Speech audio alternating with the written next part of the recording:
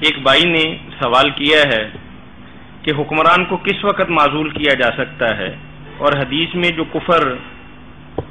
کا لفظ آتا ہے اس کا مفہوم کیا ہے؟ کفرم بواہن کا لفظ جی یہ بات ذرا ذہن میں بٹھا دیں کہ حکمران دو قسم کے ہیں، دونوں کے لیے الگ الگ حکم ہے۔ ایک تو حکمران وہ ہے جو شریعت کی نگاہ میں حکمران ہے، لوگوں نے اپنی آزاد مرضی سے چنا، نہ وہ تلوار سے بیٹھا ہے، نہ اس نے آئین توڑا، نہ طاقت سے وہ بجبر مسلط ہوا، کوئی نہیں، بالکل اس کے پاس کوئی طاقت نہیں تھی، لوگوں نے گھر سے جا کر اس کو پکڑا کہ ہم آپ کو حکمران بناتے ہیں۔ شرعی خلیفہ صرف وہ ہے، اس کے خلاف بغاوت حرام ہے۔ اگر اس سے غلط کام بھی ہوں تو جب تک وہ اس حد تک نہ پہنچ جائے کہ یا کھلم کھلا نماز چھوڑ دے، نماز بھی، یا کھلم کھلا کفر کرے، اس طرح بہت سی چیزیں آتی ہیں، بالکل ہی غیر آئینی کام نہ کرے، صبر کرنا،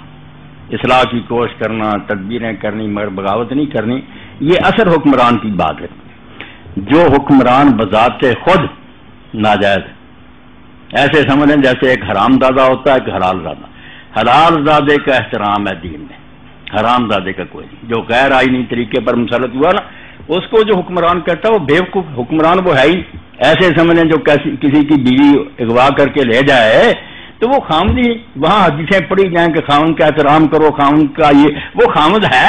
وہ تو خامد ہی، خامد جو ہے نا شرعی، اس کے لیے ہیں وہ حدیثیں۔ یہ لوگوں نے غلطی کی ہے، بڑے بڑے فقہاء ہیں کہ جو مسلط ہو گئے نا زبردستی، ان کو بھی خلیفہ کہنے لگے، وہ نہیں خلیفہ، نہ اس کے لیے حدیثیں۔ جو حکمران ہم نے صحیح معنوں میں منتخب کیا، اس کی طرف سے کوئی خواہش نہیں کی، نیک چلتا تھا، پہلے جب چنا اس وقت فاسق بھی نہیں تھا، بعد میں کچھ خرابیاں آ گئیں، وہاں حکم ہے کہ جلد بازی نہ کرو، صبر کرو، بنی بنائی حکومت کو برباد نہ کرو، درستی کی کوشش کرو، بالکل ہی حدود پھلانگ جائے گا تو پھر دیکھا جائے گا۔ مگر جو حاکم ہی ناجائز، جیسے یزید کے بارے میں ایک کتاب ایسی چھپی کہ مسلمان ملکوں نے اس کو ضبط کر لیا، یہ ہضم نہیں ہوئی مسلمانوں کو، الجہاد والقتال، 3 جلدیں اتنی بڑی، خدا کے بندے نے حد کر دی۔ یہ جو ہے نا وہاں اوزائی یونیورسٹی، وہاں سے ڈاکٹریٹ کی ہے اس نے، اور انہوں نے جب دیکھا مجلس نے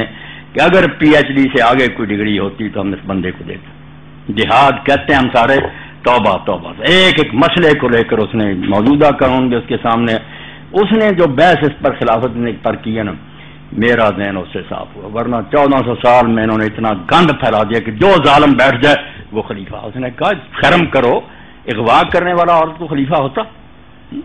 پہلے بناؤ خلیفہ، خلیفہ ہے وہ جو حضرت عمر نے کہا کہ جو مشورے کے بغیر بنے اور جو بنائے دونوں کو قتل کر۔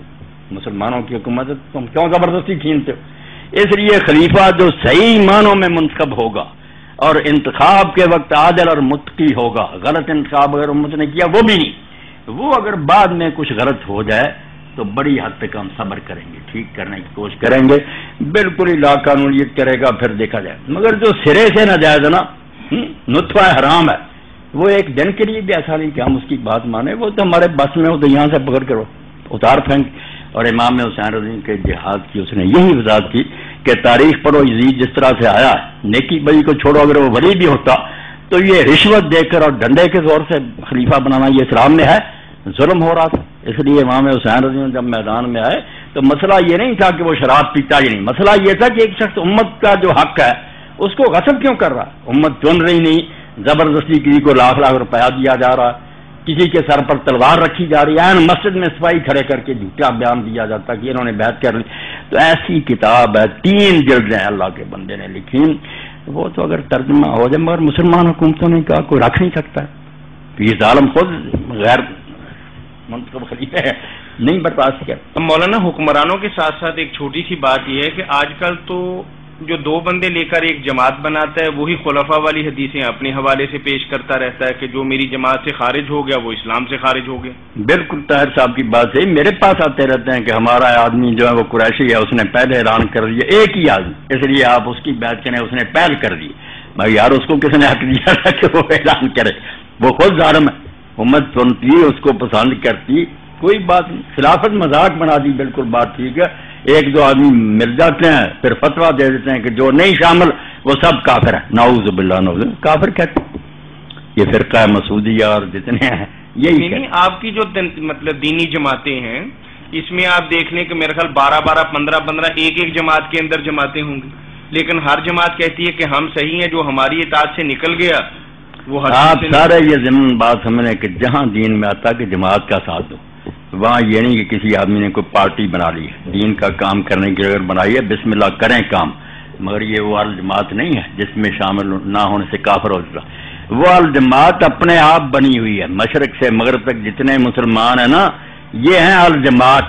کسی جگہ نام لکھوائیں یا نہ، یہ اپنے آپ ہی سارے جماعت ہیں، حضور ان کے امیر ہیں، اور جو مسلمانوں کا سربراہ وقت پر ہوگا جس کو یہ چنیں گے اگر وقت آ جائے وہ امام ہے۔ اس وقت اگر کوئی خارج ہوگا باہر، ساری امت چن رہی تو فساد پا رہے ڈر رہے، یہ ساری حدیثیں اس کے لیے الجماعت ہیں سارے مسلمان، اور الامام ہے وہ جس کو پھر اپنی آزاد مرضی سے مسلمان اپنا سربراہ منتخب کرے، باقی کوئی نہ جماعت کہلائے نہ کوئی امام بنے، دو چار مل کر دوسروں کو کافر کہنا شروع کر دیے۔ دین کے لیے کوشش کریں، اگر نہیں وہ نظام تو کوشش کرنا ٹھیک ہے، فرض ہے، لازمی ہے، مگر یہ نہ ابھی دعویٰ کریں کہ ہم الجماعت بن گئے اور امیر بن گئے، جو اس میں نہیں داخل وہ کافر، توبہ، یہ تو بجائے اصلاح کے فساد برپا کرنے والی بات۔